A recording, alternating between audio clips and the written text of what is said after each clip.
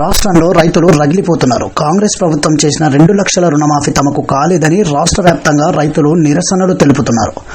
తమ రుణాలు మాఫీ కాలేదంటూ అన్నదాతలు రోడ్డెక్కుతున్నారు.